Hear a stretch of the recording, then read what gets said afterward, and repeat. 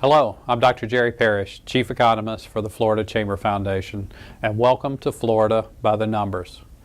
Today I want to share some new data, both for visitor numbers as well as some info about where new residents of Florida are moving from. And I want to give an update on our job numbers. You can see the Florida scorecard here. Note that most of our metrics are green right now, which tells us that many things in this state are moving in the right direction. On this page on the top row, you can see our visitor numbers.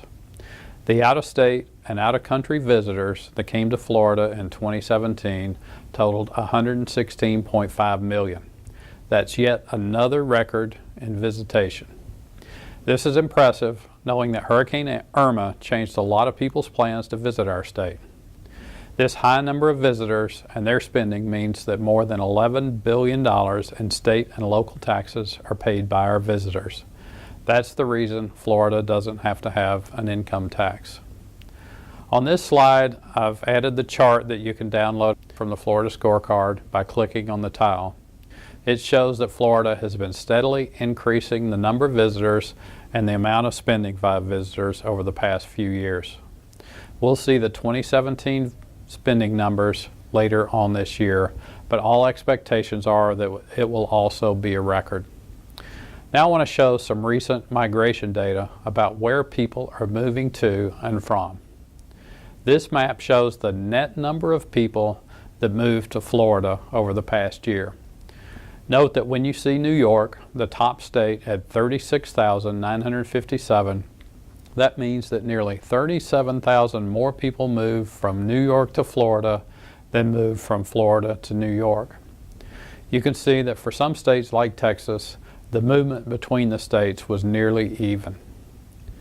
What you can clearly see is that many of the high-tax states in the Northeast are the biggest net movers to Florida.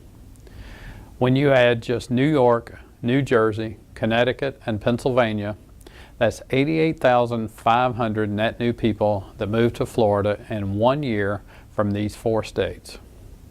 Now let's talk about our job numbers. We recently received the revised job numbers for 2017. You can see from this chart that Florida ended the year with 163,900 jobs created, substantially less than what we did in 2016. The numbers had substantial revisions. Pre-revision, it was 213,500 jobs. You can see from this chart, several months had substantial revisions, including the Hurricane Irma months. By category, here are the jobs that we created. These are listed from high to low in terms of percentage growth. Construction was by far number 1, followed by financial activities, and then leisure and hospitality. The largest type of jobs were professional and business services. This map shows Florida, which ended the year with a 1.9% job growth rate compared to other states that we often compare ourselves to.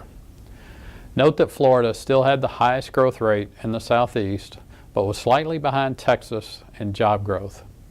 Compare these numbers to the U.S. growth rate of 1.5% in 2017.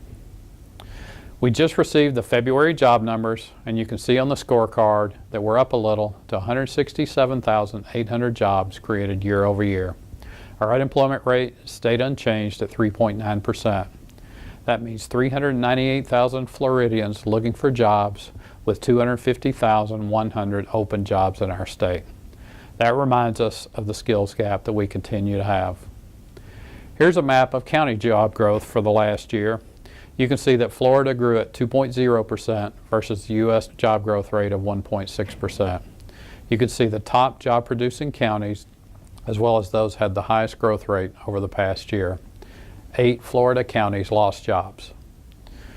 Thank you for joining me for this edition of Florida by the Numbers. If you have any questions, please contact me at the Florida Chamber Foundation. Thank you.